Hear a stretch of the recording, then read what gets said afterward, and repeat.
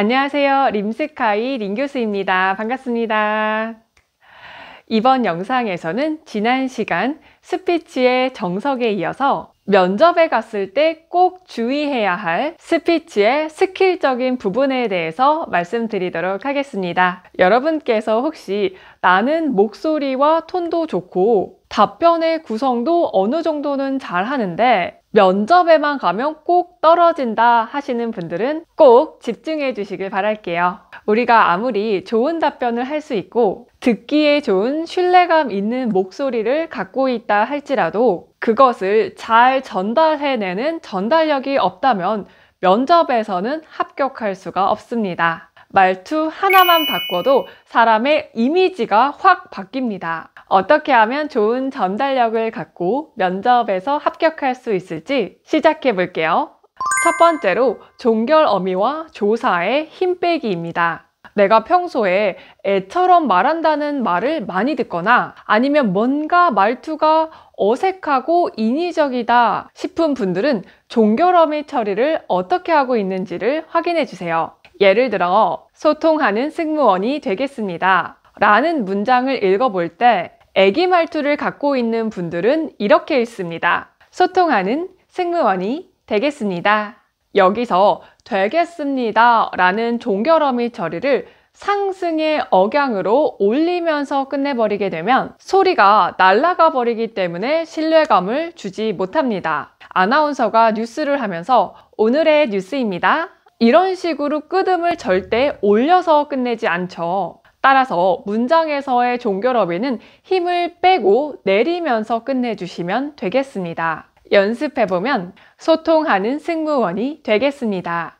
이렇게 말씀을 해주시면 되겠고요. 또한 이 문장에서 는과 이는 조사인데 이 조사는 문장에서 문법적인 관계를 나타내는 말이기 때문에 사실 중요하지가 않습니다. 근데 여기에 힘을 실어서 조사를 다 힘을 주고 올리면서 말을 하게 되면 소통하는 승무원이 이런 식으로 말투가 굉장히 어색해집니다. 따라서 조사에 힘을 빼고 한번 연습을 해보시면요. 소통하는 승무원이 되겠습니다. 이런 식으로 조사에 힘을 빼버리고 말을 하게 되면 이 문장의 핵심 키워드인 소통과 승무원을 더 강조할 수가 있습니다. 이걸 앞강세라고 이야기하는데 이러한 스킬을 잘 활용해서 여러분들 면접 스피치를 할 때 응용해 주시면 좋겠습니다. 그럼 여기서 대한항공 방송문으로 한 번 더 예시를 들어줄게요.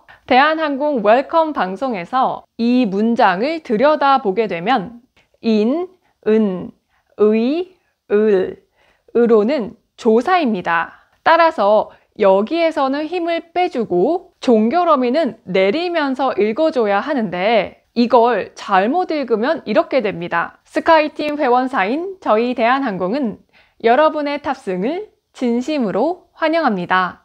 어때요? 뭔가 어색하죠? 그럼 조사의 힘을 빼고 종결어미는 내려주면서 다시 한번 제대로 읽어볼게요. 스카이팀 회원사인 저희 대한항공은 여러분의 탑승을 진심으로 환영합니다.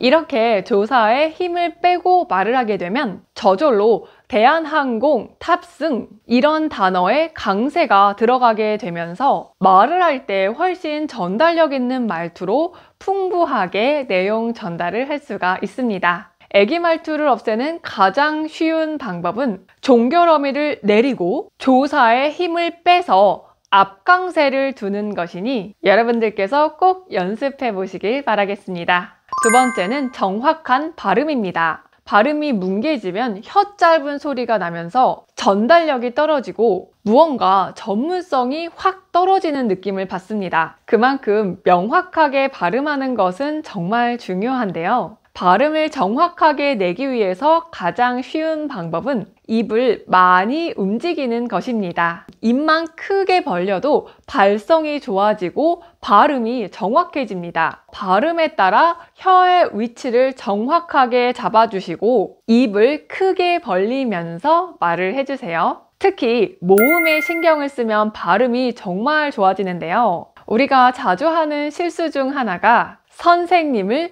선생님이라고 발음을 한다던가 언제를 은재라고 잘못 발음하는 경우가 많습니다. 또한 이중모음이 들어가는 좌석 벨트, 이런 모음 발음도 많이들 힘들어 하는데요. 모음을 정확하게 내기 위해서는 자음을 빼고 모음만 놓고 연습을 해보시면 아주 효과적입니다. 예를 들어 좌석 벨트를 연습하고 싶다면 와, 에, 으 이렇게 모음만 놓고 또박또박 발음을 연습해보면 정말 많이 늘 겁니다. 내가 평소에 발음하기가 어려운 단어가 있다면 이런 식으로 모음만 먼저 떼놓고 연습을 한 다음에 자음을 붙여서 연습을 해주시면 많이 발전할 수가 있을 겁니다. 세 번째로는 습관어와 줄임말은 금지입니다. 면접을 볼 때 나도 모르게 습관적으로